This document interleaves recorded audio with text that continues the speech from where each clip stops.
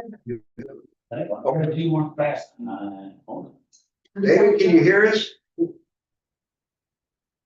Yes, he can. But we can't hear him. I can hear. Now we can. We are live, everyone. So if you want to start, Jim. We'll call the Nashville Utility Service Board meeting to order Friday, November 14th, 10:02 a.m. Roll call. Jim Kramer's here. Alicia Gretty's here. Christy Crandall's here. Tom Roberts here. David, you here today? I'm sort of there, yes. Okay. If we have everybody here, I guess one of the things we left over from last week or last month was election of officers. Since Alan left, we need to fill the hole for president. Then everybody wants me to be the president for now. Then we would need to fill the vice president role.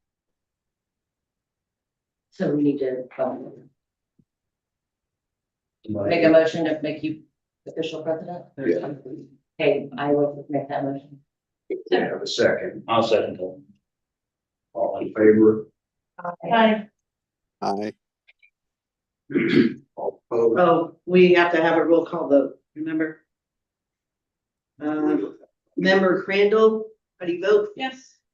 Member Gretty? Yeah. Member Kramer? Yes. Member Roberts? Yes. Member Cookie? yes,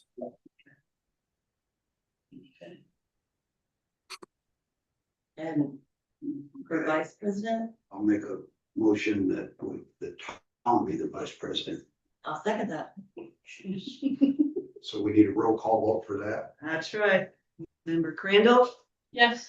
Member Gretty? Yes. Member Kramer? Yes. Member Roberts? Yes. Member Cookie? yes. Thank you. Alicia will remain the secretary. What? Oh. Remain. Yeah. I'll make that.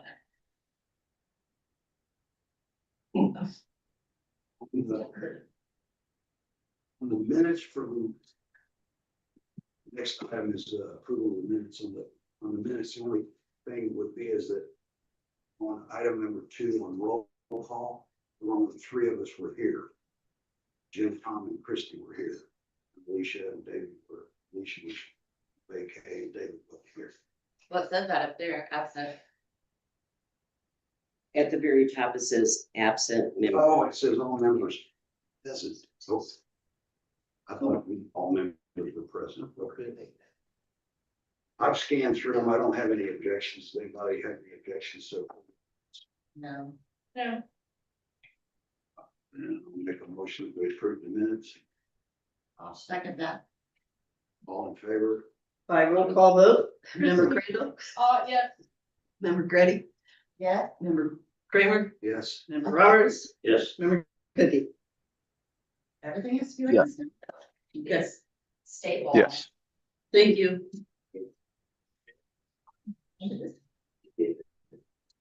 All right. Make sure you get that in the notes, Secretary. Yes.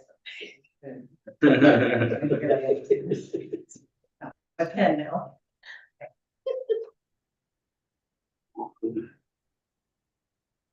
I have not had time to review the billing adjustments for the month.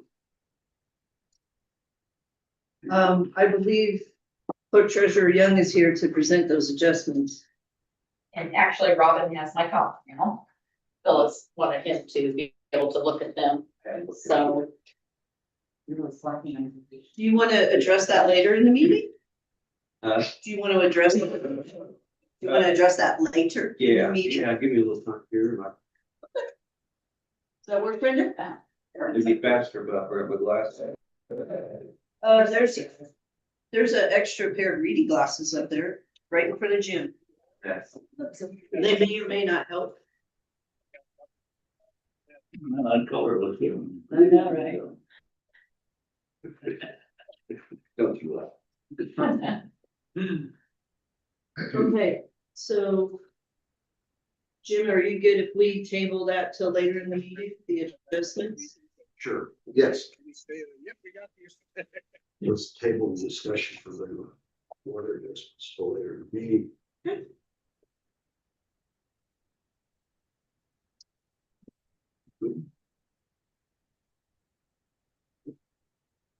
And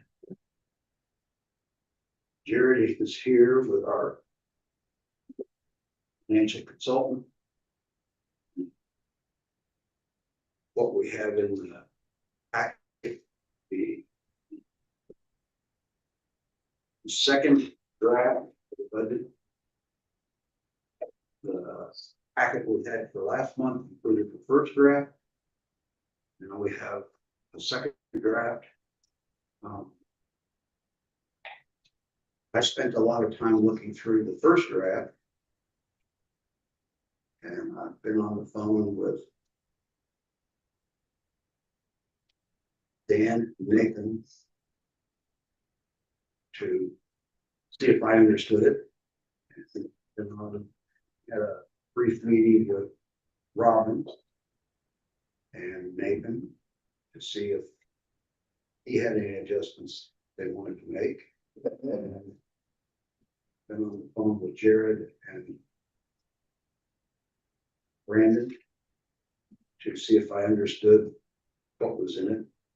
And as best I can tell, the second draft that we have is quote unquote where we're at. Robin's seen it, Brandon's seen it, Dan's seen it. And so it is what it is. I don't have any adjustments in my head to make, but I'll let Jared walk us through it. I think is the plan for today. Ideally, the goal would be that next week when the town council meets, we would have something in their hands so at least they can see it and comment. And then so that rather than dump it in their lap in December and only have a week between our meeting and their meeting and no time to make any adjustments or comments or whatever, that we would try to get it at least tentatively approved where we can get it in their hands. And then after they've had a chance to see it, if we need a separate meeting, another meeting to make adjustments or review or comments or whatever, then we'd at least have a month before the December meetings to get a final approved.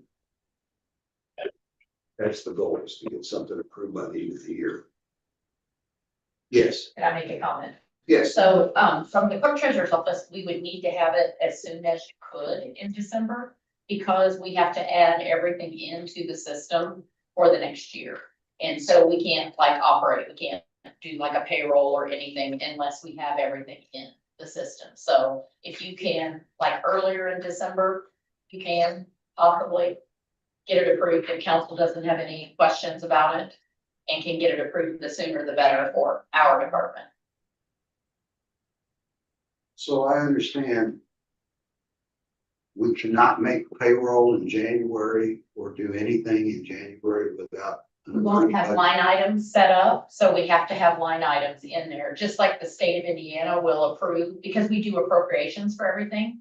The state of Indiana will approve all of our tax budgets in December. And so in December, then we will go ahead and put the budget in for 26. So we'll be operating off of the 26 budget. So it'd be the same thing for the water and sewer. So we need to have those appropriations in with the numbers to start off with, to begin with. So we just can't do everything at like that last week of December. It's just too much.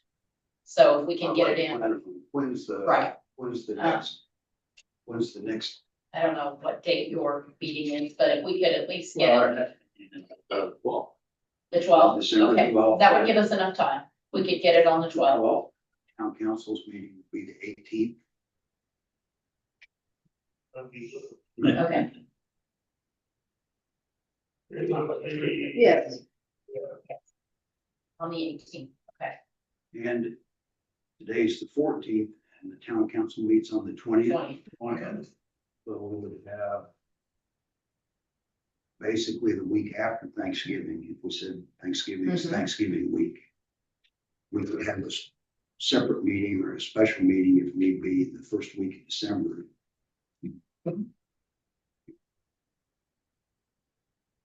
That's the plan, is not to drop it in your lap at the last second either. Right. That's why the goal today is to get some, at least something approved. Sure, thank you. And you want to walk us through what we have. Yep. Go ahead and start with the October report before going into the second draft budget.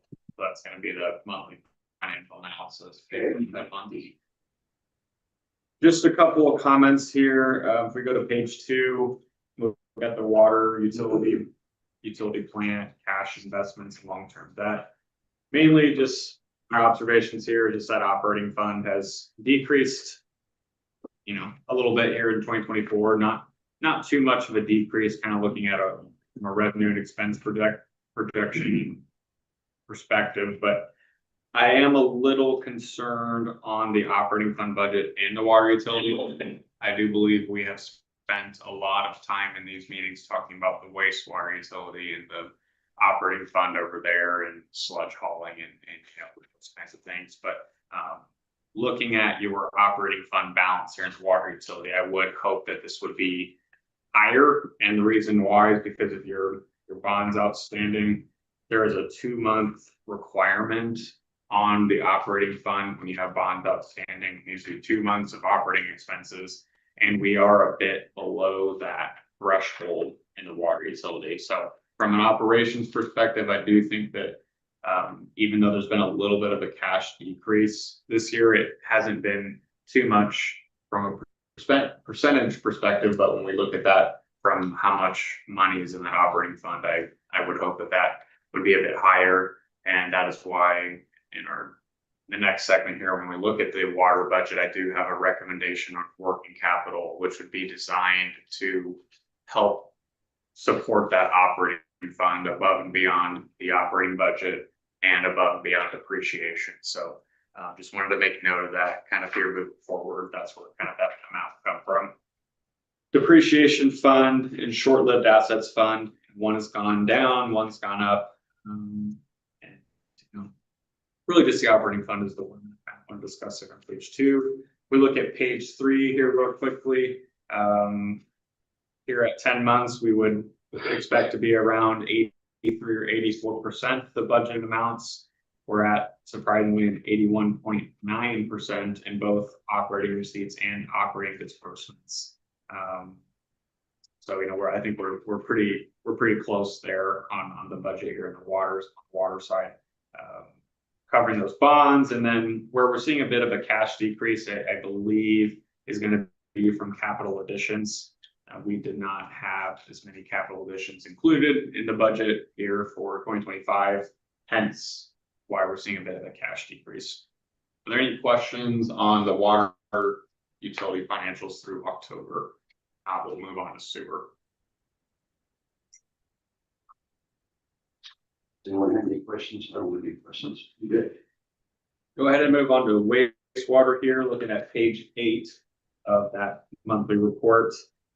As we've seen in other months, the operating fund is much lower than it was beginning of the year. And I think we can attribute most of that change to the sludge hauling costs here in 2025. My understanding is that as of early November, if that hasn't happened yet or is about to happen, I think it was correct me if I'm wrong, Robin or Dan digesters are going online, which will They did that. We stopped hauling before the first week before November. Last week in October we stopped. Okay. right. So with that, how that kind of affects the expenses moving forward is where the wastewater treatment plant was, for lack of a better word, decommissioned in a sense, you know, in that area for 2024 and 2025. Moving forward in 2026, with that piece back online, we would expect the expenses to drop significantly. we have done some calculations in the budget for the wastewater utility to bring that number down significantly, but as to why the wastewater utility operating fund has decreased from about 475,000 to 288,000, that's going to be the reason for that. Depreciation fund and asset management reserve fund. The depreciation fund has decreased significantly as well, and asset management reserve fund doesn't look like that's used, but you know, in theory, it's kind of, to me, it's more of a depreciation fund in a sense. I would say in water, you would think that is, if I had to choose one or the other, the water depreciation reserve would be a bit more of a concern, just because of the fact that the town did just go through a pretty extensive wastewater treatment plant project and improvements there. But again, you know, I do think that that depreciation fund is a bit of a concern to me, and that's why we do have amounts allocated in the 2026 budget for depreciation, build back and working capital. So moving on to page 9. Very- I had a quick question about your depreciation fund. Is that that's a non-cash expense, right? So that is just a reserve that you have, or is that an actual fund that you keep? So that is a fund, and that fund is specifically for depreciation. And where you're thinking, David, of accrual basis financials, where from an accounting perspective, you know, you record depreciation expense and then that would go into an accumulated depreciation line. That is not what we are presenting here, just because that is not the way that the town of Nashville does their financials. And frankly, most of the state of Indiana does not prescribe to that method of accounting.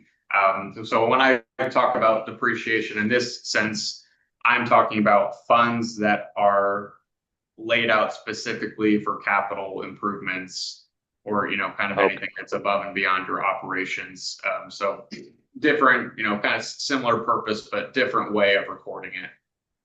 Yeah, it's depreciation more, but so not for a tax purposes as it is a capital replenishment. More just kind of think of it as a different bucket of money. Okay, just was trying.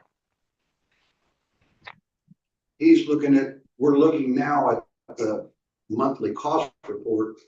And when we get to the budget, there's a separate sheet that lists all of the, in my mind, I call it repairs and maintenance and fixing things. And in the 2026 budget, there's a separate page where Robin and Dan and Nathan make a list of the things that we think we're going to need to do as far as improvements or repairs or replace a pump or buy a new truck or et cetera, et cetera. And then that's a 5-year plan. And you total it up for 5 years, divide by 5, and then that's how much we want to set aside in the depreciation. Okay. We can call it, there's a lot of different names for it. It's like a deferred maintenance or Or a capital allocation fund. that works. Okay, I was just trying to understand what it was, so now I get it. The key thing is it's gone to almost zero, meaning for 2025, we used it up. Yep. And it'd be nice to fill the bucket back up. It would be nice. Continue. Yes. So looking right, at thank page, you. yep. Looking at page 9 here, this is going to be the operating receipts and disbursements. And just one more comment on what you had mentioned, David, that this is going to be cash basis accounting. So when we got these reports, we're really just showing monies coming in and out of the funds and no other adjustments for receivables, payables, depreciation expense, kind of those more traditional accounting items won't be reflected here. This is really just what came in and out of the fund. But from an operating perspective, I think on the receipt side, we're very spot on to what we had kind of projected here at the beginning of the year with the most recent inflationary increase on water and wastewater rates.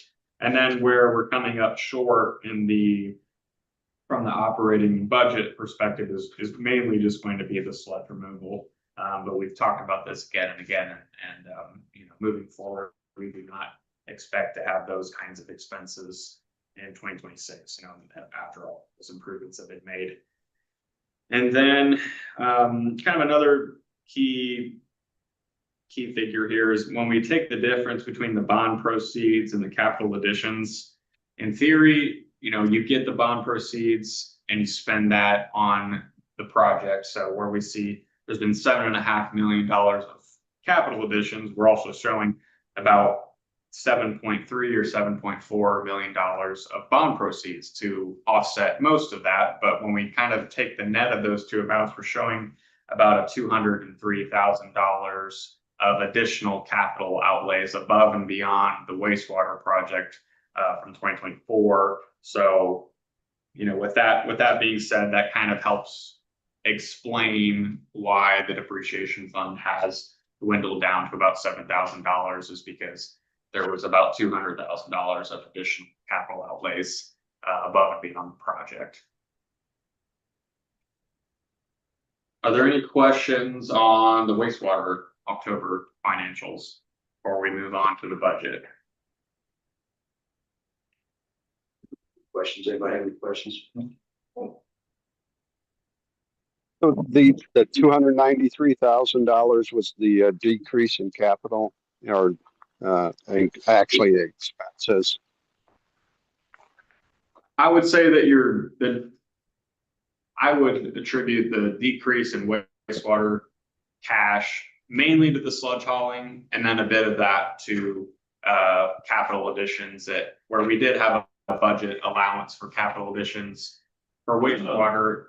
I don't remember what that number was off the top of my head. I can find it here on my computer, but I know that it was less than where we're at through 10 months of operations in the wastewater side. Okay. Just a side note, I know Jim knows this, but I've asked 3 or 4 times if we could use SRF funds for this sledge hauling, and I've been told 3 or 4 times no. So, but I did try to see if there was another way we could pay for that, because it was project related, but it was a no-go. Mm-hmm. Nice snow up there. For the benefit of the other board members, what Sandy's talking about. That's right. Sludge hauling is because one, sludge drying beds, and digester, and so, well, the reason we have sludge hauling is because we're hauling off water, where normally you would get rid of the water and only haul off the solids. But because the plant was under construction, we couldn't do what we had been doing. So we hauled off a lot of water, in effect.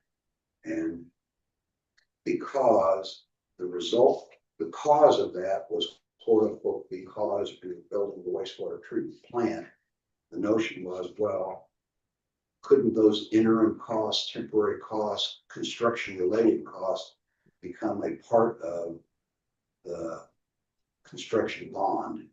And the answer is, for the most part, the answer is that temporary operational costs are not bond approved costs.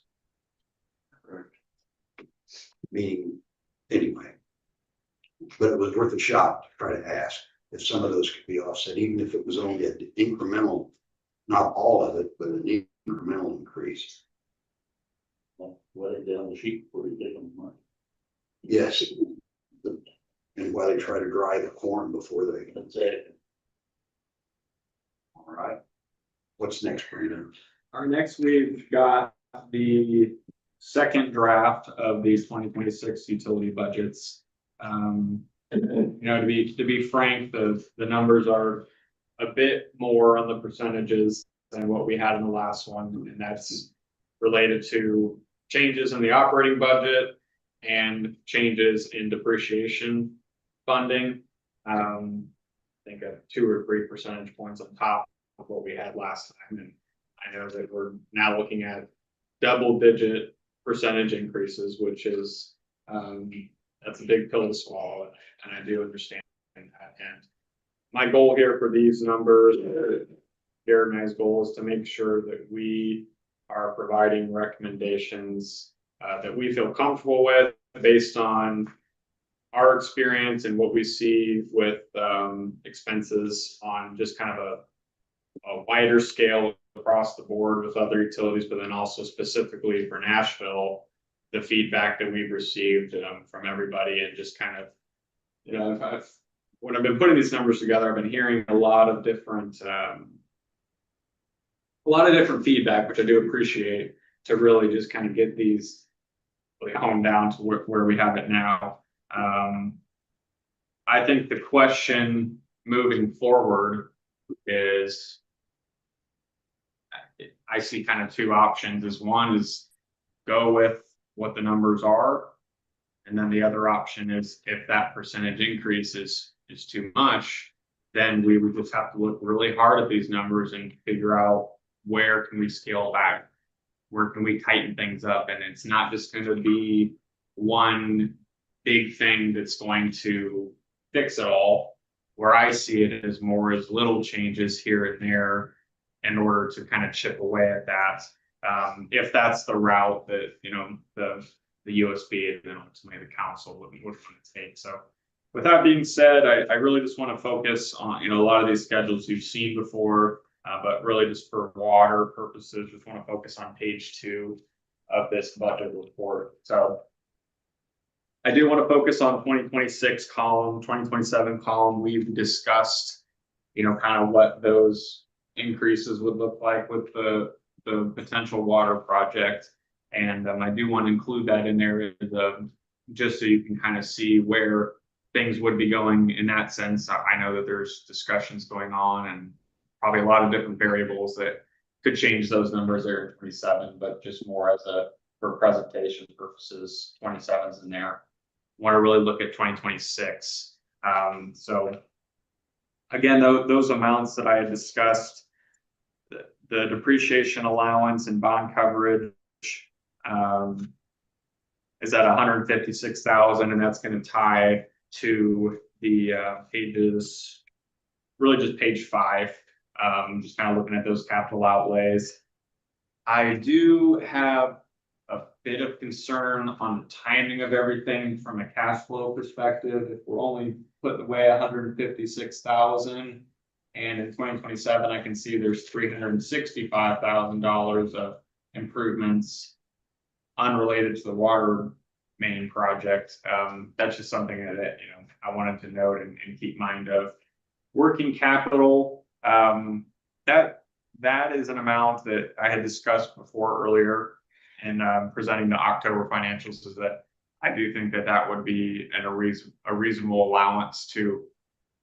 Basically what that means to me is if all remains the same, if your bond payments are what they are, your boom truck payment is what it is, operations, you know, there might be a little margin of error there up or down. If you're putting away $156,000 a year for depreciation, then working capital, all that the same means that your operating fund would increase in theory by 40,000, unless there's any margin of error that would kind of eat into that amount. And I picked 40,000 specifically because looking at the October balance versus that 2-month balance I'd mentioned before, it was about $35,000 was the difference when you take 2 months of operating expenses versus where the October water operating fund was. So that's kind of where that number comes from. But again, just kind of looking at this from a high level at that 11.5%. Basically every percentage point is about $15,000. So where you're looking at that percentage of 11.4, in theory, every $15,000 to $16,000 that is taken away would then reduce it by 1%. 5% is 77,625, which would only cover about half of the depreciation allowance. funds and 0 working capital. So just wanted to kind of throw out those metrics for your knowledge and for kind of planning purposes moving forward. And you can kind of figure that out by just taking there's an adjustment there under projected receipts. It says adjustment rate increase. It's equal to 176,880. If you divide that number by the meter sales, the 1.5 million, it comes out to be 11.4%. So that's basically the shortfall with this budget is 176,880. And I'll make these similar comments on wastewater as well, but I do think that it's worthwhile to know, you know, kind of where the flexibility is. Those are kind of some of the things that I would want to consider. Some of those other line items, hook-on fees, interest income, we've adjusted those or kept them the same, kind of just based on previous periods. That doesn't really make too much of a difference, you know, kind of on the percentage perspective, maybe 1% or even less. But we did take a look at that just to make sure that those seem reasonable based on what we've been seeing here in 2025. Are there any questions on any of that on the water? Happy to go into pages 3 and 4 are more of the detailed operating changes. Comparing the 2025 to the 2026 budget, it's about a 5% increase from one year to the next. Mostly inflationary on a lot of these. Some changes on some of the personnel, and looking at kind of where some of the historical expenses have been, where they're heading. A couple feedback items from conversations with Robin, Dan, and Nathan, just on some of that too, just from an operating perspective. I think we have more of that on wastewater side, kind of with the changes in the plant.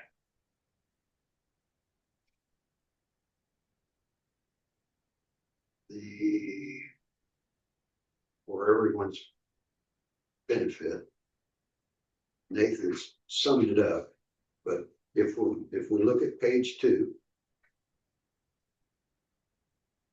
you mentioned that you take the rate increase 177,000 divided by the metered sales, 5, that's where the 11% comes from. And when we look at the first 7 or 8 things at the top of the page under the 2026 NEA's operating budget, he's mentioned that went up about $78,000 out of this 177. Okay, out of the 177, where did it all go? There's about $78,000 in operating budget, which is up 5%, like you mentioned. You can see he's got $12,000 a year for the boom truck that we bought last year. That's kind of quote unquote what happened between 2025 and 2026. That's a new item. And Nathan has discussed the depreciation allowance and bond coverage number. That's up about $50,000 from what we had for 2025. And Nathan's mentioned that we need to increase the working capital number. And so out of this 11%, half of it's in quote unquote cost of living increase, if you will. And the other half of it is in increasing the depreciation allowance and working capital. He's explained the working capital, and just like he said on the depreciation allowance, that you find that on page 5. And I've spun through that. I've sat down with Robin, and the only thing else on page 5 that he's trying to tell us is that in a perfect world, if you're putting a little bit of money, you're taking what you need for 5 years, 780,000, divide it by 5, meaning that bucket needs to get $156,000 a year put in it. So at the end of 5 years, you've got the 780. What he's telling us here is on 2029 and 2030, we don't have hardly any 40 and 10. But on year 2027, we have 365,000, which means this 156 you put in is not going to be enough. So what does that mean? What that means is we have to sit down with Robin, and on some of those items that are in there, you'd have to defer those. In other words, you would try to get each one of these totals for each year to be the same. Where you weren't doing it all in one year, you're spreading it out. So it's timing. I would say one comment too, or use cash that is available in your operating fund, depreciation fund, or the short-lived assets fund, which I don't think I've seen it used here in a while, but it's there, and I don't know if it's earmarked for anything specifically, but you know, that would be kind of the other piece of that, is where you can't, in a perfect world, sometimes do that, because sometimes things have to be fixed, and that's when it needs to be fixed, and it's but at the same time, from a rate perspective, I don't want to recommend $250,000 or $300,000 of depreciation so that you can meet 2026, and you know, maybe you will need that in those future years. We don't know yet, but it is a bit of a balancing act with kind of where the rates come out for your customers, and it's you know, those kinds of consideration factors there. But I think you did some of the. Yes, Brenda. I just wanted to add to Brandon's comment. So part of that is, so like for the utilities, so for Robin, would be communicating with you more to find out like what he can and cannot take out, like the short-lived assets, right? And things like that to help off balance that. But as long as we make those transfers per bond ordinance, then we've made the transfers, right? So as long as we do it per bond ordinance, because then if we have to use it, then he has to use it, right, on the short-lived assets. Okay. That will be a little bit of communication, because they decide where they're taking those expenses out of. Yeah. And then that comes to our department, so that might help. Yep. Right. Note that at 10:39, we've lost David. Yep. We did. What's next, Brady? Talk about sewer. Yep. Next is wastewater. That's gonna be on page 8. Again, similar to water, I wanted to show 2027 is more of a, from a presentation perspective, and not for any kind of approval, but just, you know, all things being the same, if we anticipated a bit of an increase in your operating budget from 25 to 26, would probably expect something similar, 26 to 27. So, you know, that in theory would be a $58,000 shortfall, and an additional 3% in 27, you know, to kind of cover costs moving forward. But looking at 2026, made some changes on the operating budget. Specific, big one was that sludge hauling. Just kind of getting that to, basically just did a calculation of looking at 2023 expenses, kind of using that as a baseline of what was a normal year of operations before the wastewater plant improvements occurred.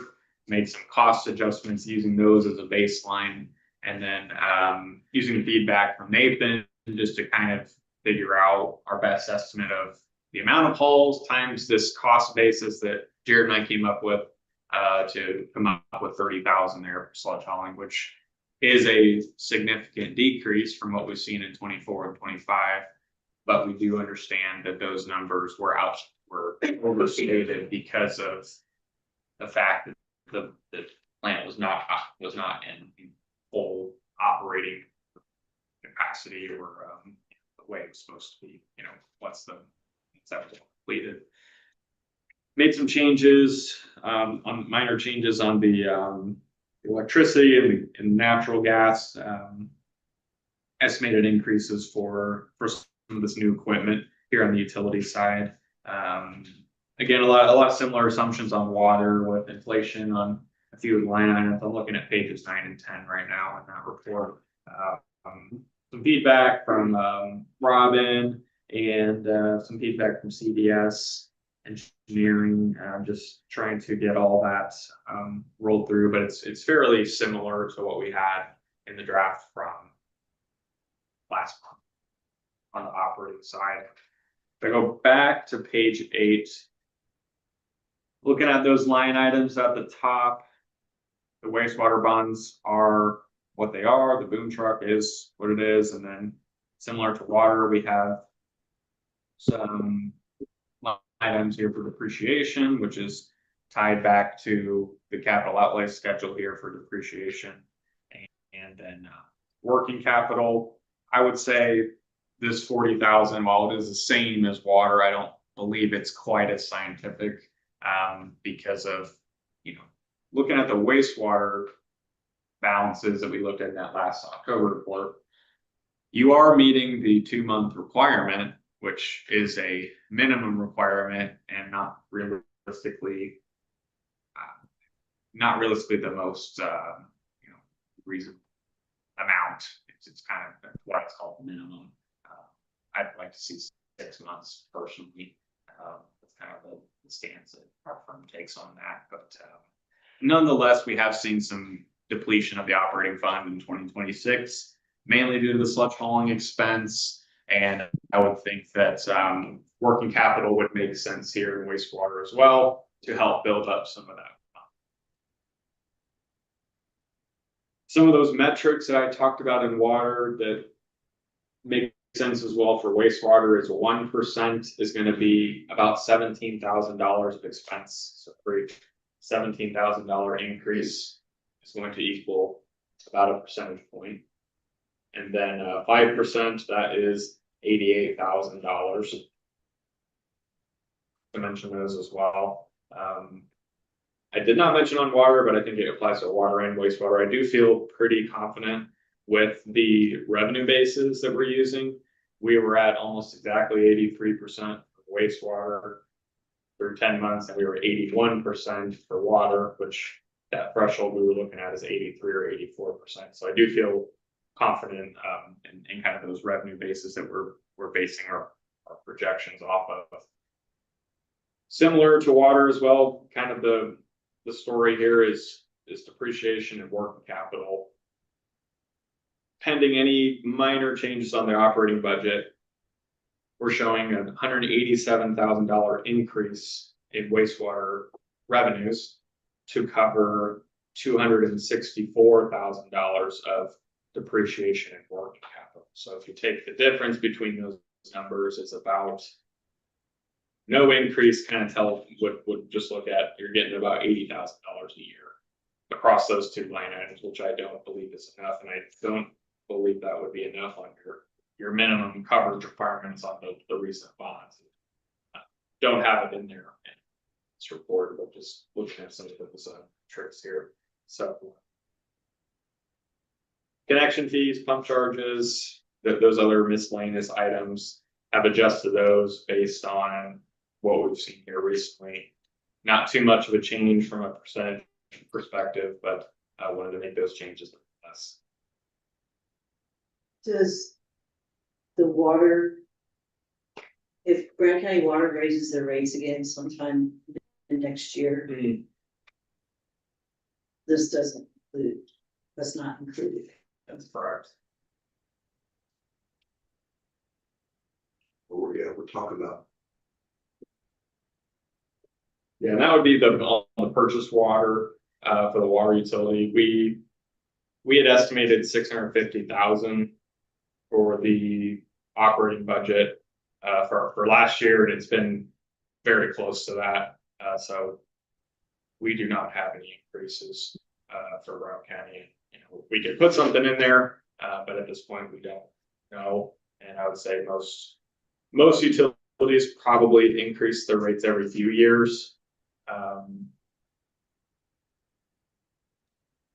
I think what Nashville does here is great, though. Looking at this at a utility perspective doesn't mean that that's not good, but just kind of thinking about other utilities, that's kind of would be the general practice. But it kind of goes all over the place. I've worked with utilities that haven't changed their rates in 20 years, and then look at it, then some utilities will be 10 years, or it's just, there's no rhyme or reason. It's just they call us like, hell.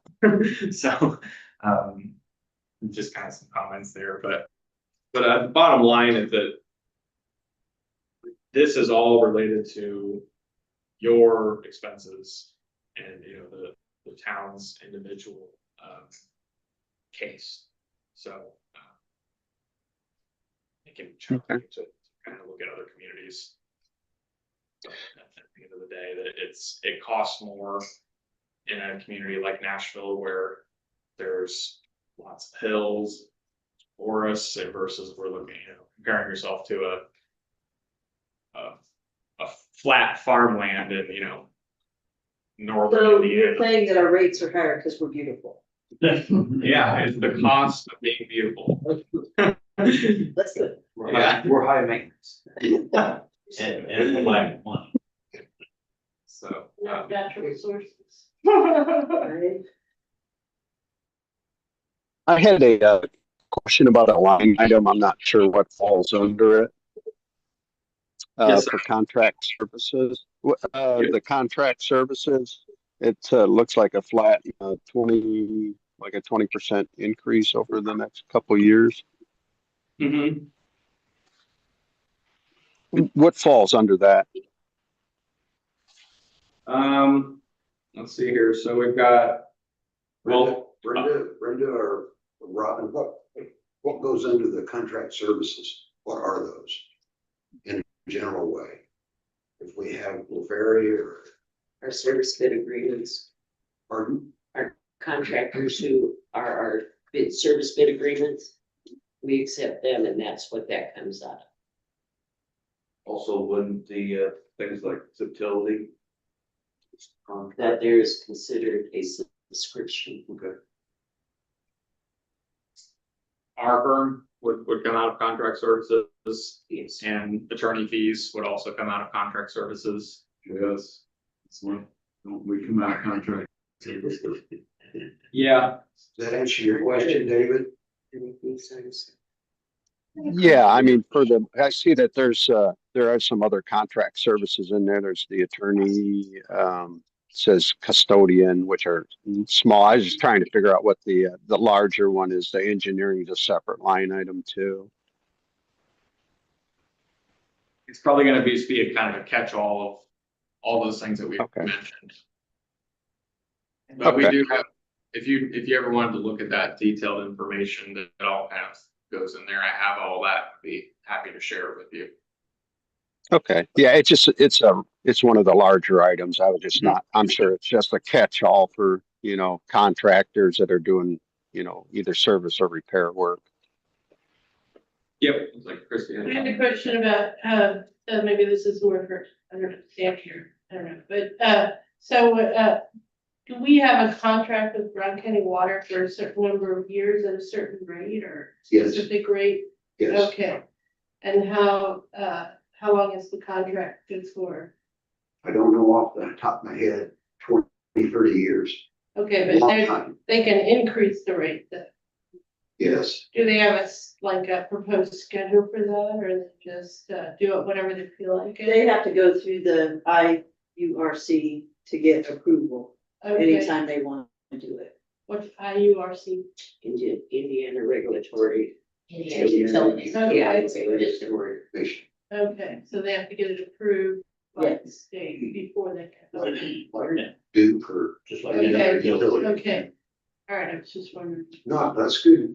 I will say it's probably helpful to know too that when a utility goes through the IURC, it is a much longer winded process where we're here talking about Nashville utility rates that could in theory be approved in the next couple of months, whereas an IURC rate case, that would probably take at least a year. Mhm. So fortunately, we would have some cushion there, knowing that all that is public information and, I think on the, they're gonna have to give you all notice and, things like that. So it can kind of help planning, from Nashville's perspective.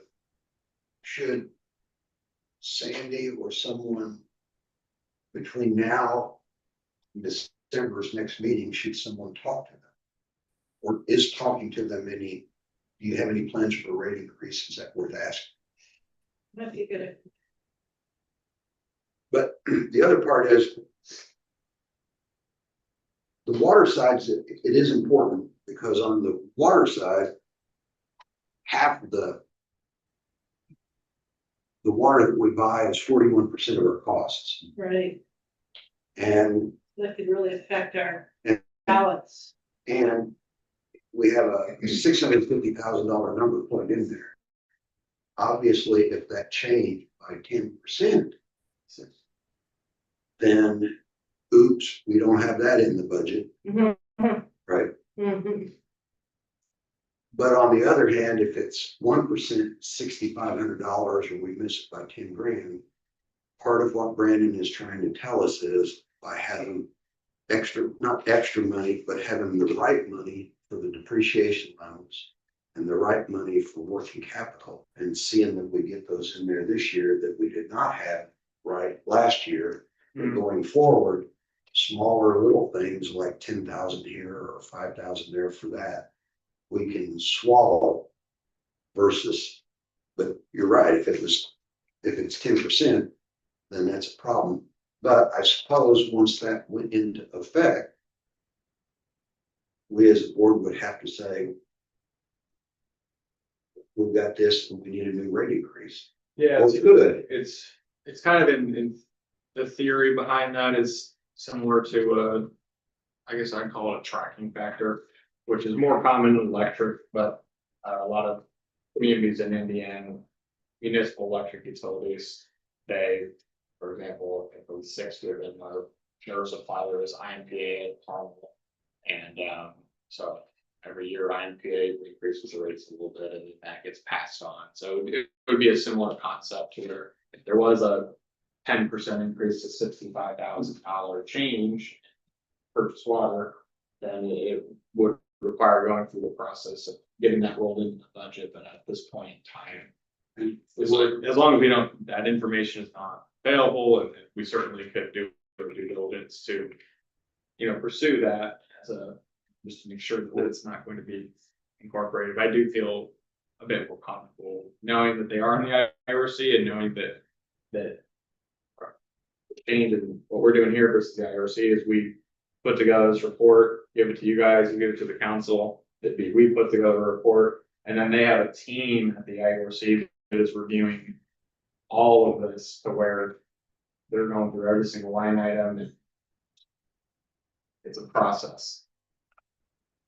To help with Christie this year, I'm not sure exactly, don't hold me to the facts, but Brown County Water increased their rate to us 20 cents a 1,000 gallons or something recently this year. And they called it a tracking increase because Jackson County or somebody had a rate increase on the water. So somehow it impacted them. And they had to get approval, but they passed that through. I can't It's like remember, a 2 or 3 months. surcharge or something, yeah. They called it 2 or 3 month tracking surcharge or something a few months ago. And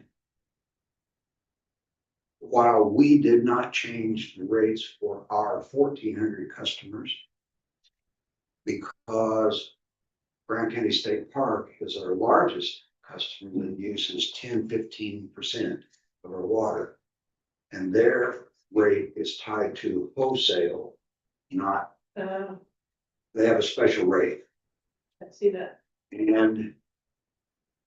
But when we got the Brown County water utility increase, we notified the state and passed that increase on to them. So at least we recovered it from them, didn't cover it from our customers. And they haven't objected to that. That's happening, correct?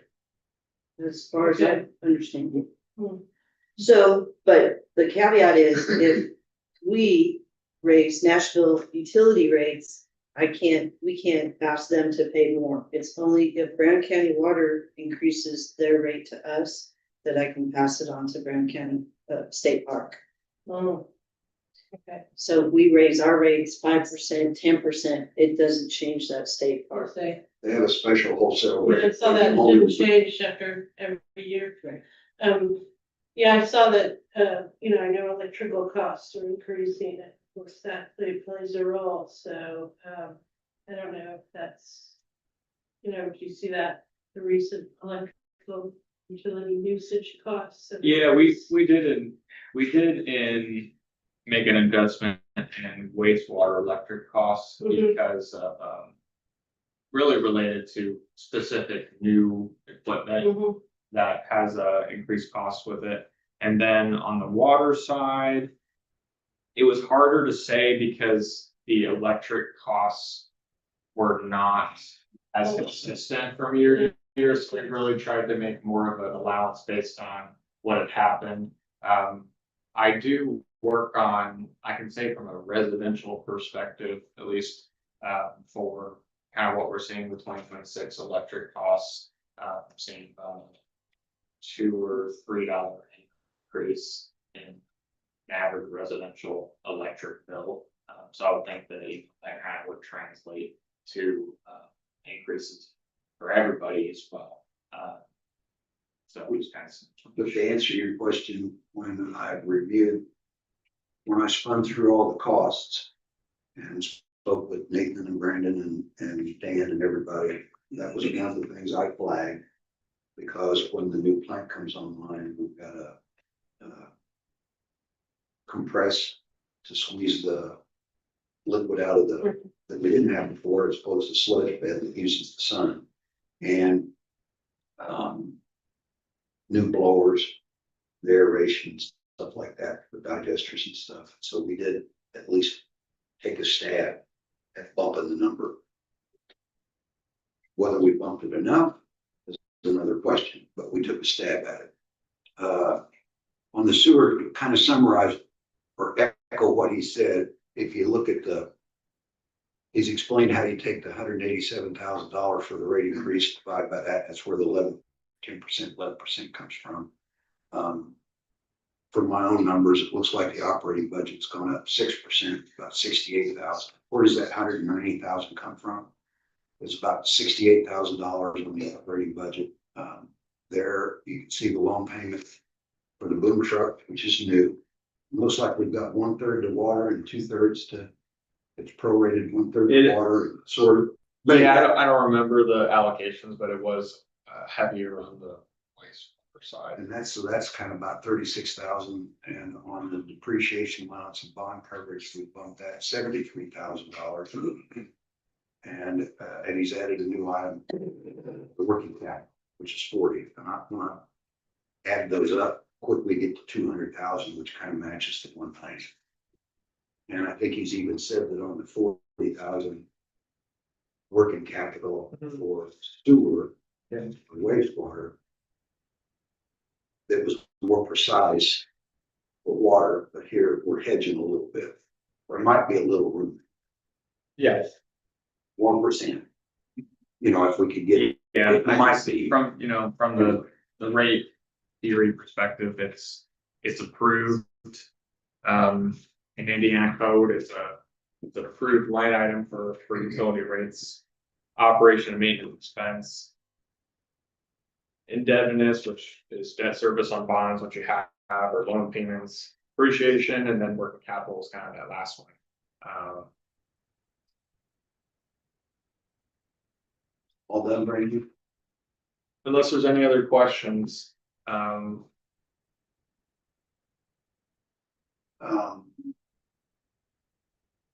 Where I'm at in my head is I've spun through it as best I can, no expert. But we have experts that work for us, which is namely Dan and Nathan.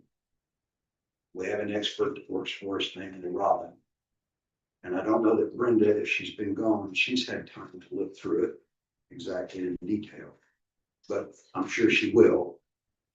And we have professionals that are giving us their best advice, which is varied.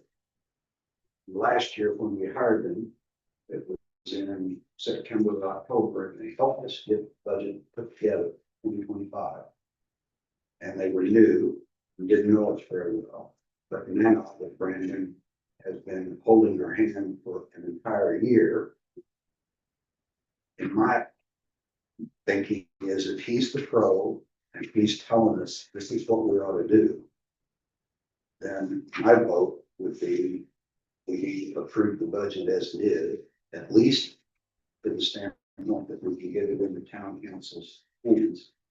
Am I happy with the 10 or 11% increase? No. Is anybody going to be happy? No. But we have pros that are trying to help us. And if this is their professional opinion and they're giving us their best guess, I'm not in a position to challenge them. And I've done as much homework as I can. And so I don't know if anybody else has any discussion or any thoughts. If not, I'd make a recommendation for, I'd make a motion that we approve the budget, that we, as a draft number 2, that we at least approve it and get it to the town council so that they can have a chance to react. So that we at least are doing what Brenda wants us to do, which is to get something in somebody's hands. That's what I would do today. If Alicia and Christy and David and Tom say, time out, I'm not ready, then we can have a meeting next week. Or you can have all the time you want. I'm not trying to push anything as much as I'm just saying it's something we need to move forward with. And if our pros have told us this is what we need, I'm not in a position. But if the town council then says, we need you to trim it 2% or 1% or whatever they want to do, then at least it's in their hands.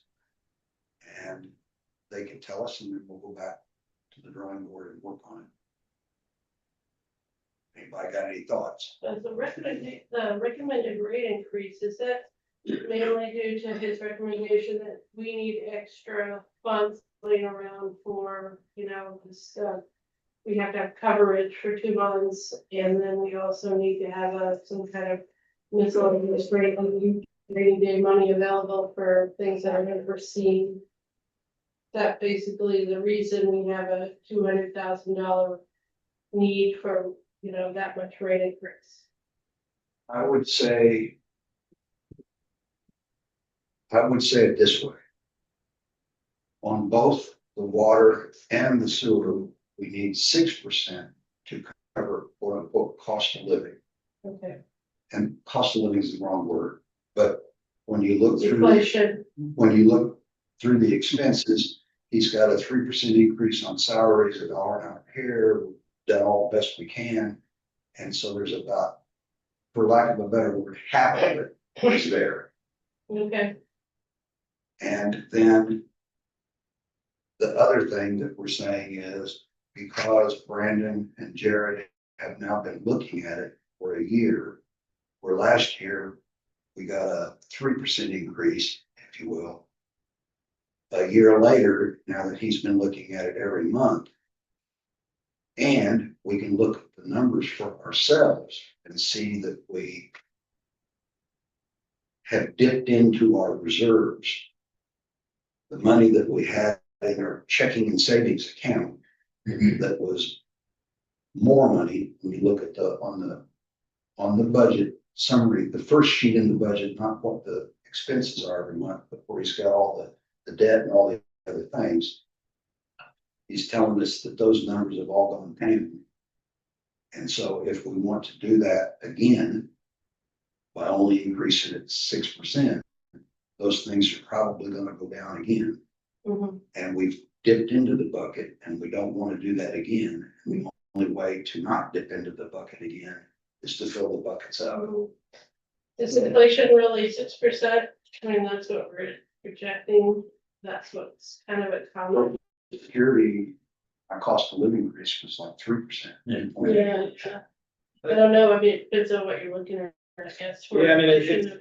The operating budget is, while some of those items are inflationary, other items are trending up or down, depending on what the line item is, like I mentioned, for all the electricity.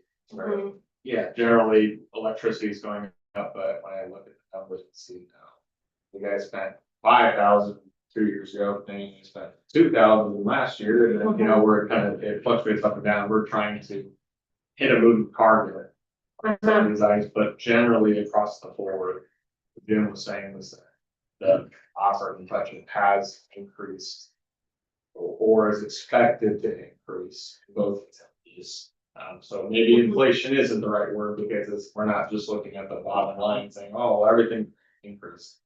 That's not necessarily true, but generally, look at everything. It's all increasing, has increased or is expected to increase. So maybe we could kind of think about what wording to use. That's kind of a long-winded explanation for. Two things happened in 2025 that make it unique. Is that the wastewater plant was being built. Mhm. And so the hit that we took on the sludge hauling, we know what caused it. Repairs from. And so water it's, to- and so while that's not inflation or escalation, Uh-huh. it's mostly we dipped into our Right. reserve. We need to Gotcha. fill the bucket back up. And the other thing is, let me say, there's operation costs and then there's debt. Uh-huh, And the debt, we're not going to change. no, And we know what the debt is. And so we're on the bullseye on knowing what money to have for that. mhm, And we're not going to cut it. Mhm. And some things are fixed. costs. the operational expenses up 5 to 6%, which if it were only that, right, Uh-huh, we could all live with that probably. yeah, And so the other big driver for the budget is what we put aside for repairs that we know are coming. And that's on this page 5 and page 11. the water mains and all that stuff. And just for example, we got on the water side, tank rehab at Kelly Hill, $250,000. Yeah, Those tanks are old. yeah, Now, is it gonna be 250? Is it gonna be 200? Is it gonna be 300? You can guess all those numbers all you want, but that number It's gonna cost can't really go away. uh-huh, And you got Robin telling you, that's his job, is to tell us these things, and, we have another big item is the booster pump replacement at Treetop, mhm, which if that fails, mhm, we're in trouble. Yeah. And he's got an item on the water is a material storage building, which is all the chemicals and stuff that we store at the plant is in the floodplain oh boy, and wasn't part of the improvements, but kind of needs to get up out of the floodplain. And now that the new plant's built, all the dirt work's done, and you got a higher spot. And he's only putting in a 40, what he's budgeted is a 40 by 60 garage, if you will, at $83 a square foot. So that $200,000 number isn't unreasonable. But because last year, when Dan and Brandon were just getting, they got ready to do it. I And would, so they're a year smarter. mhm, And now they've seen where we went over. mhm, So they've made those adjustments and he's reviewed the other numbers. And so it's like, well, if you will, he's a year smarter. Okay. But when I look at the items for capital outlay, I don't see anything that can go away uh-huh, now. And the same thing is true on the wastewater treatment plant side. One of the things is ultraviolet system replacement and post air basin. That's $320,000. Now it's not down to 2029, 2030. do we have to have any gains from gain and income from repair of the mains in town that will hopefully not leak as much? If we, Perhaps, on the sewer side, yes. And The line on the sewer side would be, on water as Would well, make- in theory, you're you're losing water Right. that you, and that's everybody. Yeah, There's no perfect system, but in theory, yes, if you improve your water lines and there's less loss, that means you don't have to buy as much from Bryan County. We don't have any of those adjustments included in here. have we any projections about any of that, like over time, as we're fixing these water lines in town? Has anything been notable? Saving enough from that? I mean, I think there's the savings aspect, but then, and this is probably not in my wheelhouse as much, but just the actual getting water to your customers is, you know, whether there's savings or not is one thing, but then at the end of the day, there's improvements have to be made so that you can provide water to your customers, then there isn't much of a cost benefit analysis to that, is do they have water or not? But at the same time, it does make sense what you're saying, that you know, when Maybe you it's- are making improvements and you're able to save money here and there, that But maybe not, hasn't been quantified enough yet, or notable enough yet. On my own to-do list for 2026. And when I say my, I just mean my thoughts. I think about if we've looked at the water master plan and said we need $12 million worth of improvements on the water side. And there's no appetite for that. And Dan has come up with some half price schemes, I saw those. and there's probably no appetite for that either, right? Probably not. Okay, and then we said, well, okay, there's no appetite for that, so what do we do? And then you say, okay, you could just kick the can down the road and do nothing. Mhm.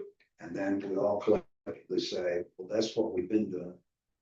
Not no, but hell no, we're not gonna do that. Well, at least we're gonna do something more than that. Okay. In my mind, for the 2026, by this time next year, I would like to know what we can do over the course of the next 12 months to see if we can do just what you said, is figure out where the water, our 40% water loss, where can we get a better handle where that is? So that if we were to go spend $3 million or something, where should it be spent? Mhm. Sort of, right? Mhm. Is it, Robin seems to suggest, and I can't challenge him, Right, and we know that if on the 60 million gallons that we lose, if that were bubbling up out of the ground, there'd be a geyser somewhere that we would all see. right. And there isn't. And we don't have customers in Belmont calling saying, I have no pressure. Or customers in BLOS, I have no pressure, right? Because if you're losing that much water, You all said at once. small losses are really big. he seems to think it's incremental on each, it's Right. 1,400 little losses. Okay, you got it. Yeah, And so, but I'd like to know more. So to answer you, you're right. I'd like to know more about where it's at if we can. And so on my to-do list would be, is there anything we can do to figure that out? Now, I mean, that's not for today's. well, I suggested a method of trying to look at that back, I don't know, a long time ago, but when I first heard about all the losses with the, I don't know if the engineering firm has done this, but, using GIS and using the water bills, by the gallon usage, and then by how much we have coming out to meters, we might possibly, well, losses are harder to detect and you get a much bigger error bars when you try to do that, but it is possible Yes. maybe to identify bigger ones that way. And Robin's been working on the sound. I think it's Orbis, the sound things that bolt onto the fire hydrants that listens for leaks. We had the guy that was from Chile or Argentina that was helping us with the scheme. And so we've been dabbling with it, but Well, I can do that. I mean, I've got the GIS and statistical analysis and available to me. that'd be great. And the other thing that we want to do is with Darla and Brenda get the customers, the 1,400 customers, get those in simple English. Let's get a map of the system. Yep. Circle the areas of the system and boil it down from 1,400 everywhere to 500 here, 300 there, Right. 200 there, get some zones. And then figure out if we could, for example, put a flow meter Right. somewhere that buy a flow meter and put it and measure all the flow from Orchard Hill to Bean Blossom. And then have those customers to where, like we do now, where we know how many gallons we bought every month. Uh-huh. That Well, we can you do know, it if I for- can get the data, I can see if it indicates, I can find any places where Right. you know, GIS, using meter flow or, you know, Well, meter look- billing information. Most of the leaks are on the town side of the leak. Yeah, So it's hard to detect for meter readings. I mean, you Right. want to sell water. It's a good thing. So if there's a leak between the meter and the house, they're buying, uh-huh. unless they have a leak request. But we're seeing the leaks in our data. They're seeing it So that on means your it's side. on our side. It's on your side. So, So- so getting GIS data, and we have all that too. And meter readings, we've looked at that. And I agree with Robin. I think it's death by 1,000 paper cuts. You got 1,000 leaks and a little. Uh-huh, And what contributes to it is the high pressure downtown. right. There's a lot of other factors, the old pipe, Whole thing. things like that. And you know, you can pinpoint it, and we looked at this actually when we did the PER originally. Well, I suggested it to you a couple of years ago, to your company, because I said, why don't we do this? And I guess you guys did it. We looked at it, Uh-huh. and we looked at what Jim suggested about getting a little flow meter, if you can get strap on the flow Mhm. meters. And, but you gotta dig the mains up and things like that. So there's some cost to it. Mhm, Just don't sure. wanna do it. And I don't know that you're gonna get a whole lot of benefit out of it. What I really like, what Robin's done is these Orbis hydrant caps, and we really need to buy a couple. Mhm. And the data he was sharing with me was pinpointing the leaks pretty good. Mhm. And so I think, and I just mentioned this from Sandy, if Robin gets time, or if he can get somebody else trained to do it. This needs to be something done 2 days a week, every week. Get these hydrant things. They go on the caps. hydrant, Are you talking about the smart cap? Yes, they go on the hydrants. they listen for flow and there's none recorded Mostly at night. by time, okay, time date stamps. And they can pinpoint where in that line it is. Uh-huh, And so I think that we need to do a lot more of that. Well, we have a water tech, couldn't that person Yeah, do that? absolutely. And so on the, I'd still like to look at the data though, see if, you know, yeah. I think it'd be helpful just to get a handle. Can you send me whatever you guys got on the GIS? We have GIS, I can send it to you. Okay, yeah, I've got art, so. Okay. Like that, Figuring out what, if a year from now we knew more about where the leaks are coming Yeah. from, that would be good. I mean, if it gives us any information that could be helpful, it'd be worthwhile, yeah. And he touched on the other thing would be is a goal for next year is to figure out what we might do if we don't have 12 million, we don't have 7 million, we don't have 6 million, 5 million, 4 million. For $200,000 or $300,000, if we put some pressure relief valves in or something, is Yeah. there some way we can address the pressure? Thinking that at least that might mitigate the breaks. So we would have to Stop, won't- spend won't 6 million or something to upgrade everything at once, you can do this. Piecemeal. Or if the leaks are because we got 600 customers in town, 500 customers in town, and it's 500 little bitty leaks, Yeah, and we can't go fix all of between those. meters too. But if we can lower the pressure in town, you'd see an incremental savings in leaks, but more importantly, you would save on the brakes. Right, Like I when understand David was saying, what are the capital, the contract services, it's all the brakes. okay, Not, that's not all of it, but I'm just saying. It's a large breaks are- portion, you think? Suspect, Well, I think we have a lot of breaks. There's at least once a month, probably, or some committees. well, And because we don't have Yeah. 900,000 borrow, that we want to borrow on increased rates, what we do is we fix breaks. right, A little bit of. patches Right. versus total system repair. But those are the two goals of it anyway. Yeah, I know. I mean, I read the plan last time. Well, essentially, from the tower, we come to the pumps. We have no way of checking that as far as the leaks other than visual. We really don't know until once it goes through valve. You don't know that either. There's no, flow meters in town, so you can't really pinpoint that. There's no flow meters in town.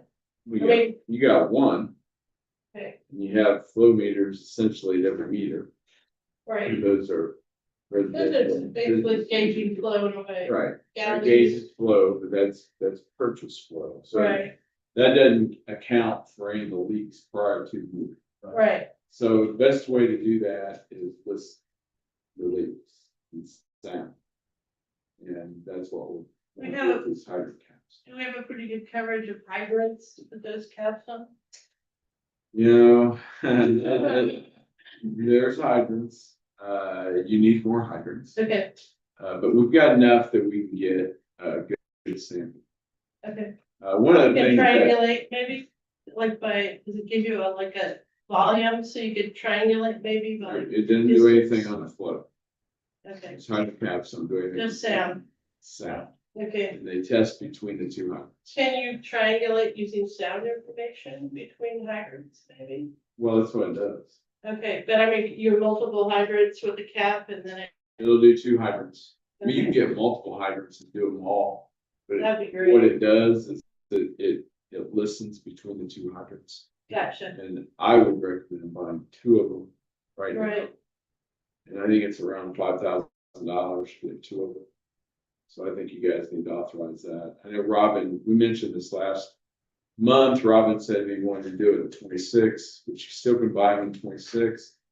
But you need to get those purchased. so we can So find you it. get started on that. So if you guys make a motion to that today, we can start the process I was gonna say, what's your motion? for the Orbis caps. Is that what you were talking? I haven't thought about it much. It's a good idea. Because last month you guys agreed that you should do that. Okay, And then Robin was like, well, let's wait till next year's budget. And I'm like, well, let's order them today. You really need to get them. I mean, you got a 40% yeah, problem. and it could really help It's a us. big number. Big. And what's the motion? The motion is to, Buy two Orbis caps today, or approve it. which is approximately $10,000. Five. I think they're about Five five each. for two. Are they 5 each? I think That's they what were you told yeah, 5 each. Okay, So 10,000. So we have a motion to buy two Orbis caps at 5,000 each, approximately 10 grand, and get those ordered. Who made that motion, Christie? I will second that. yeah, I'll make the motion. Okay. All in favor? Aye.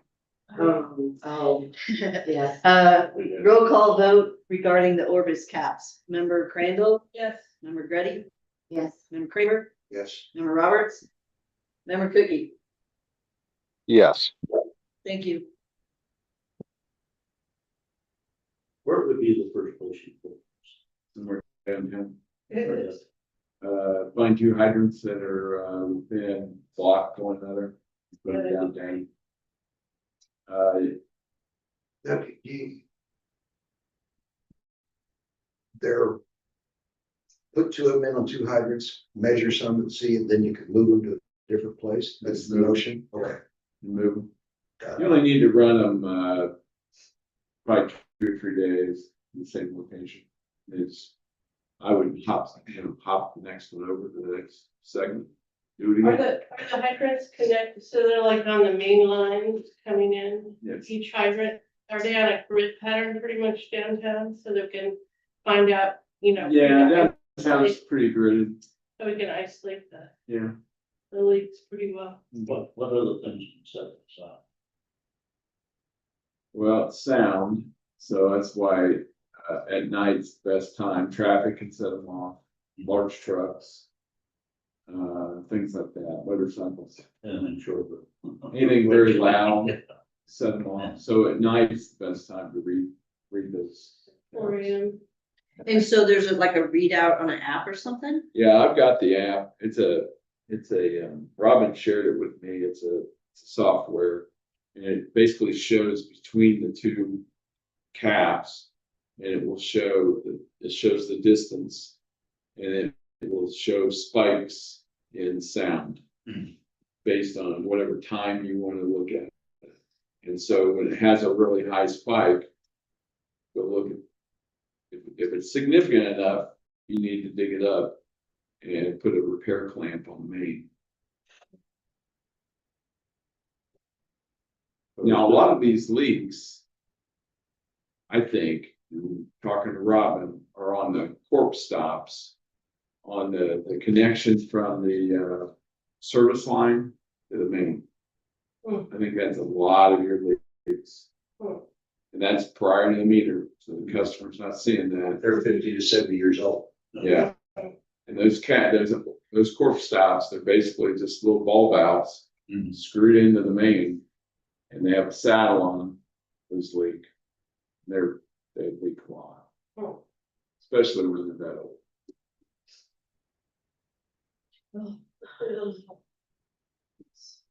Can you do it laparoscopically? Fix them? I'm not a surgeon No, like a little robot in there. now. You can, Been chopped up in pumps. now you can, That's a good I will say this, you can line. Like we're lining the sewer lines, we already did, you can line water mains. But it's very expensive. And you have to go in and cut out the service taps. But that does not fix the leak on the little ball valve that's outside. That's where most of your leaks. We know where all those ball valves are. Yeah, you can trace most of them. Yeah, from the meter back to the main, usually a pretty straight line. Okay. How big are those balls? They're, 3/4 inch. Balls. Plus though, if you lined though, that would be a bad thing to do from reducing capacity, right? Cause it would increase pressure and volume smaller, That is so true. it's not so. It wouldn't decrease it much, but it would, you're right. It Yeah, would decrease. you'd some- have to increase volume or pressure to get the It same volume. increases the velocity of your water. Yes. Does Cause you decrease. couldn't get flow. the same amount of flow without it. Right. Gotta increase the. Right. That's right. Sure. Okay, so, Back to, yeah, Okay, but. at 11:01. Jim made a motion to approve the budget draft issue and get it to the town council for the November 20th meeting. and then we never, And now we're circling back. Okay, I have a question about this. Now, is the town council, they can amend the budget, or it's just us who amends the budget? They send it back to us? Or they can amend it? They can amend it or send it Okay. back to you. Okay. They have final word. I would say that they would, I would word it to say that they would give us a goal, Okay, guidance. Right? well, that's what we're kind of asking for tonight, anyway. Yeah, Okay, King's Yeah. X, they just approve it, but if they say, we'd like to look at it more with you, can we set up a separate meeting, kind of like we did when we did the $12 million. Okay. all right, But at least we can get it in their hands. Yeah, they could approve it, they could not approve it, they could ask to visit with us, or they could give us a challenge. okay, Here's where you need to be, gotcha, I think. okay. So Brandon, what happens if the council does? They recommend to go with this. The council approves it. But with all the steps that have to be involved to do the rate increase, we may not get new money until the April bill, maybe? So, yeah, today is the 14th. So if the USB sends this to the council knowing that they may or may not approve this, it gets approved at the council the 20th, then the earliest kind of time frame that I see is, well, first, how many council meetings are there a month? Is there one or two? One. One meeting a month, so it would be at the December 18th council meeting is an introduction. The January council meeting is a public hearing and approval. The February billing, when that's filled, but we probably wouldn't even see that money collected until March. One way to expedite the process would be to have and have an ordinance ready for next week that aligns with the rates that are in the budget. So that if they were okay to introduce the ordinance as such, and there can be changes, so I'm going to imagine that if the council is going to make changes, that it's gonna go down. So it would, to get that money sooner, it wouldn't be a bad idea to introduce these rates at the council meeting next week.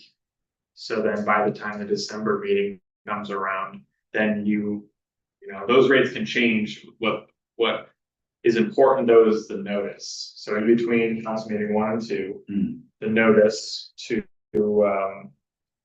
the ratepayers and out of town limits customers that there's a public hearing in December, and these are the rates that when it comes to that council meeting in December, those rates could go down, but they can't go up. So I guess in order to, at the earliest, it could be a month prior to that March collection could be election. If an ordinance was introduced next week that had these rates, and then December, you know, then there's time in between November, December, where if any changes are made, then whatever rates are in the public hearing ordinance and approved in December are reflected as such. Right, so your first scenario, December 1st reading, January public hearing, second reading adoption. It actually wouldn't show up until their March 3rd bill because of the way the billing time is, it's in the middle of the month. Am I correct? I thought it would be, so. if you Adoption would be January meeting. Adopted in January, yes. So we don't change the rates in the middle of the billing cycle. So so. So would it not happen in February, on the February bill? It would be a No, month later than that it even. would I mean, I would recommend to So. get an ordinance. Sure. I would recommend to get an ordinance next week. We could create an appendix A for the ordinance that has these rates in there, and then that would be, you know, if that's an option, then that's what I would recommend. If it's not an option, then you can't make it go any quicker than it is. Can you What it is. do that, rate increase on the ordinance for me? Yeah. That's my next I have a question for those. So all the people that don't live here, that have cabins, whatever, okay. Even though we have it in the Democrat and everything, they could always come back and say, well, we didn't know that, or whatever. When the bill goes out, could that not be put in the bill? It usually is. Yeah. Yeah, we can do that. Limited space, but you can put a blurb on the website. And they can put like the website on there, where to find it on the town's website. Yeah, the thing is though, is when they get the bill, they look at the bill, so they know what's coming. I thought there was like an insert, something for each increase. So the rule is in the newspaper and mailed to out of town limits customers. So Yeah. how that happens, if that's Water or just for the sewer? for the water and it probably would be good to do it for the sewer, but I believe the Indiana code is water and electric is. only. That's why, that's what I was thinking. That's really like a rule, but if you're already doing the water, and a lot of those customers are probably if they're getting both, then you might as well do the sewer, but I think. If we're looking at it from the Indian code, I believe that the wastewater is excluded from that, but typically we recommend for transparency. So that somebody doesn't come to the public hearing and say, hey, seems like you guys are trying to pull a fast one Right. here. Exactly. You know, to do it that way, and it is a pain. But that's just what the rules are. I think it would make more sense if they. Well, the first objection is gonna be, I don't wanna see a higher bill, but if they don't get that information, it's gonna be even double.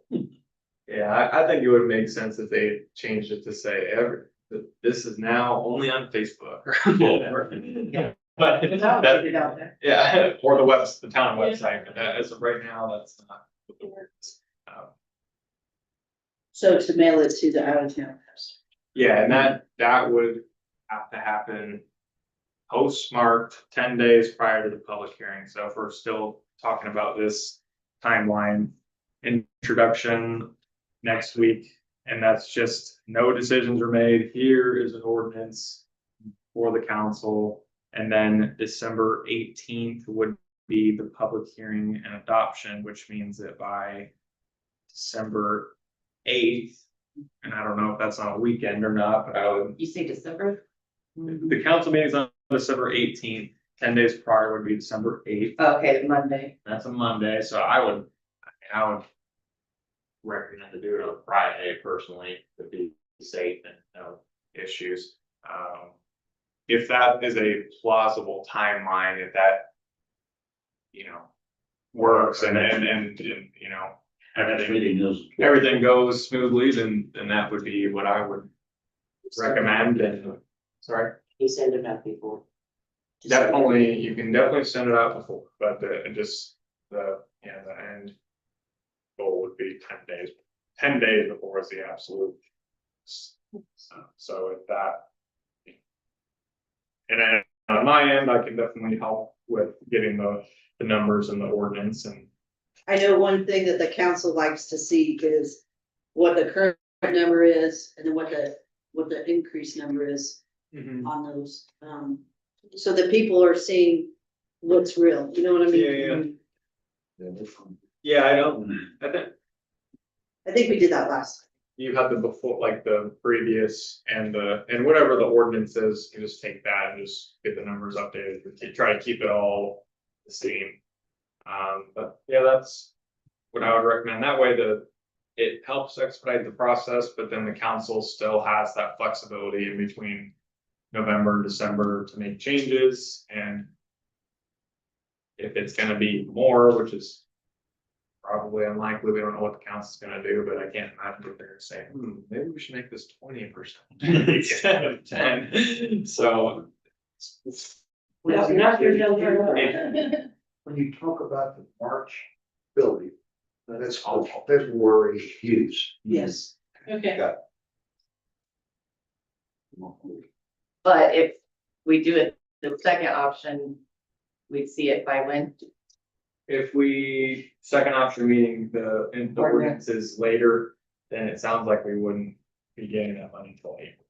Oh, I was thinking a second was if you wanted to expedite it or. Oh, to expedite it, it sounds like it would be introduced in November, adopt in December, and then since January is in the middle of the cycle, it would be February billing, March collection. Okay, so that's the earliest. okay. Okay. Yeah, so that would be the earliest. And something else to consider as well is if we did want to hedge against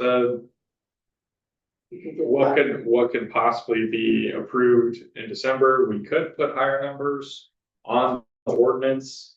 So that is an option as well. Just meaning like where we have 10% here, say, we're about 15% on the ordinance, and knowing that it's either gonna come back at 10, or if anything changes from now and then, if it's, oh shoot, forgot about this $500,000 something. I don't know, but, or if they can't, yeah, but I do think though that reality, if it's gonna change, it's probably gonna go down. That's supposed to be what I would expect, but. So that's an option too, is whatever numbers we put on the ordinance don't have to necessarily reflect what's in my report here, but could be some wiggle room knowing that we will get it all trued up and corrected or wherever it needs to be. So that's. Well, because that would give us the. Do they normally go down when they approve it? They push a increase down? I think they are looking at you all for direction. Yeah. Yeah, I don't think that. Well, I don't know. Last year we only asked for 3% or something, so Right. 3% through it fairly easily. Okay. So, And I'm not looking. I don't see them really changing it. I mean, like you said, they look at this board for guidance. on whatever Okay. We suggest, and you're gonna say yes. Yeah. It's gonna be a fire meeting. Right. Yeah, well, so do we need to go ahead then? I mean, I personally don't see any other way around. I think we need to proceed, so Yeah, I'd like to second. do it first. Yeah. Jim, Took it a Okay. long time ago, All right, and we cool. heard from it. 45 minutes. It's been a long time. Yeah. okay. Good. Are you guys ready for a vote then? Okay, Member Crandall? yeah, Member Gruddy? Yep. Member Kramer? Yes. Member Roberts? Yes. Member Cookie? Okay. Yes, and nobody in Pittsburgh. Thank you.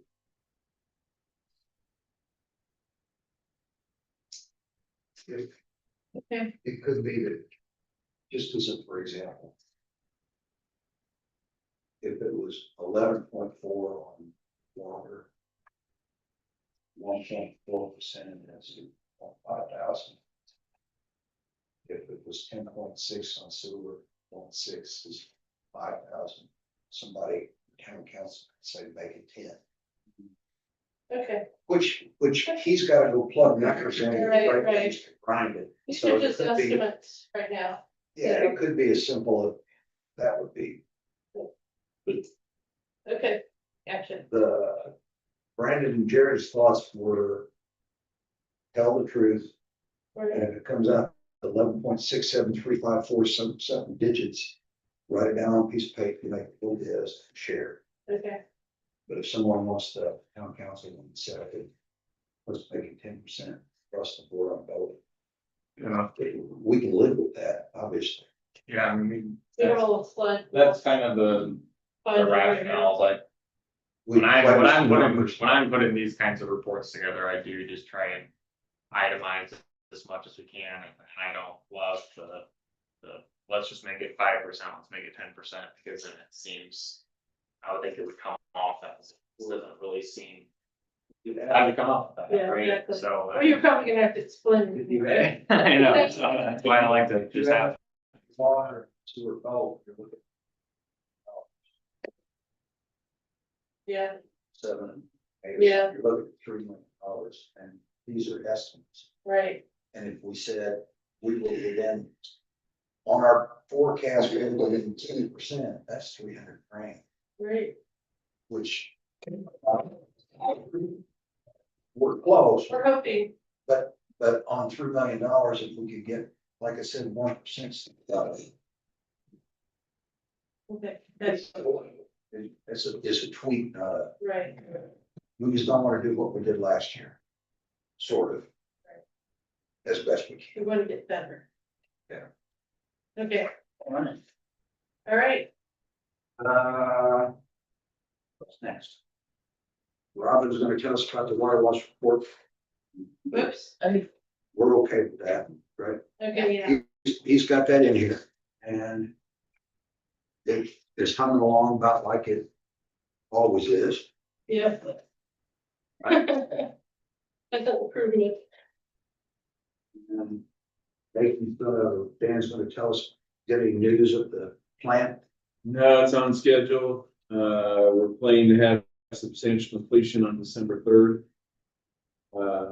Plant's nearly all in operation, still waiting on the sludge press to get up and running. Electrical connections are still being made. The Salt Creek lift station's done. We'll probably give Mitchell and Stark a little bit of an extension to do the county garage lift station. But other than that, everything's going well.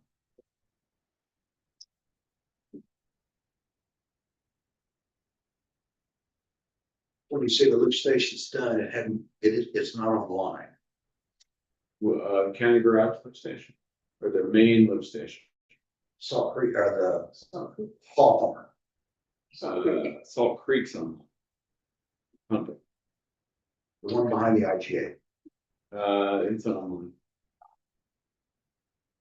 I didn't know it was online. I think so. I've checked with Gary.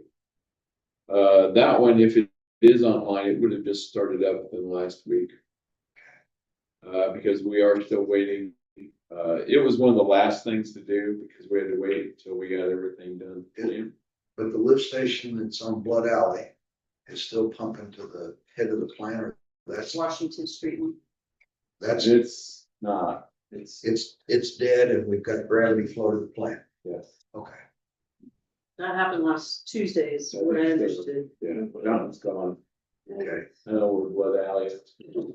Washington Street. I don't know where that is. Probably the oldest pipes and stuff in the towns. Go down. Yeah, sure, there's a lot, but everything's going good. Business and data, we talked some about that, discuss future projects, right? Do you want to talk about that, Dan, or is everybody more out there? Well, just take some time to read through the last couple pages in your packet. What I did in this was put a summary together of all the options we were looking at. We still think you ought to do the $12 million project, but there are a couple options to get started that are about half. And there's a little chart on the back on the goals. So I listed the goals at the top, and some of these meet the goals, some of them halfway meet them, some of them don't meet them very well at all. So that gives you a good feel for what we're talking about on the project. So take a look at it. I know we're short on time, so if you have questions, please reach out. And that information was shared with Andy Wilson, Gotcha. Scott. Yep. So at least they touch base with Dan, thinking about what their options would be, and I guess for us, or next year would be to see what we can do as far as finding some money. Ryan did approve these adjustments, so if you wanted to swing back and approve them. Robin says they're okay with him, Yes, and they're okay with you, yes, and so Brenda's okay with it. yes. And so what we want to do is approve. Then I will make a motion to approve them. You second that, Tom? I'll second that. All in favor? By roll call vote, member Crandall. Yeah. Member Grady. Yeah. Member Kramer, Yes. member Roberts. Yes. Member Cookie. Yes. Thank you all. Okay. Thanks. Means I gotta sign some. You have to sign up. Go ahead. Okay. This is circling back today.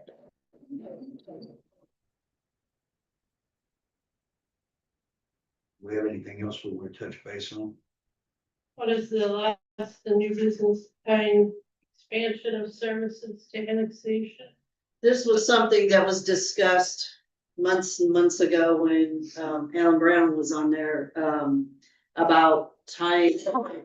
If somebody that's outside of town limits wants to be on sewer, we talked about they would now instead have to come into town. They would have to voluntarily annex into the town if they wanted to.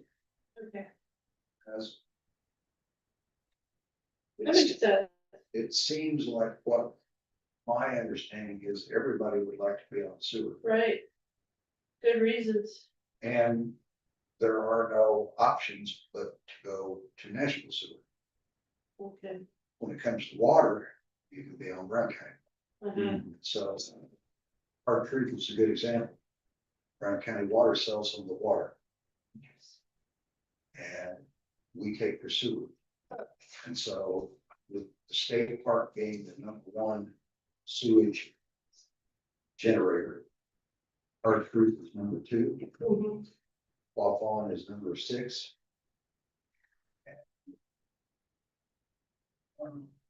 And so when, I think it's my understanding, although it's 100% fact, my understanding is, or my belief is that when IU Health and Music Center were added, they're on Brown County water. No, they're on water, our water, but they're not in the city limits.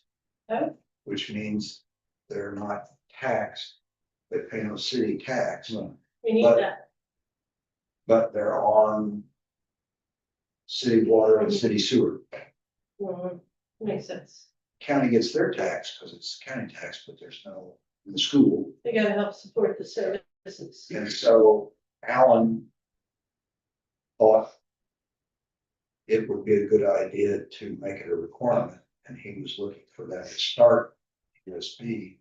In my mind, it's just me.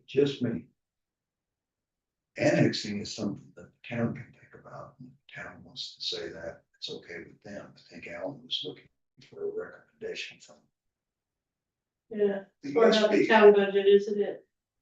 Well, I'm just saying, the USB can't annex anybody. Right, So it seems like it's a town Yeah. council decision. They want to do that. I think, understood. I don't see that as being a bad idea. Yeah, It seems like it's a good idea. But not really something. Yeah, for I us to- agree. We don't have the power. Well, no, But we can still approve it. yeah. We can make a recommendation. Right, Okay. that's all I'm saying is a And if recommendation. Sandy, if Sandy talks to Andy and the guys on the town council says with the USB, what do you want to do? What do you recommend it? Hey, I'm being in. I just didn't know that it needed to start here. That's just me. Doesn't some of the county water go through some of our pipes? Yes, And do they maintain those or do we maintain? we maintain. Yeah.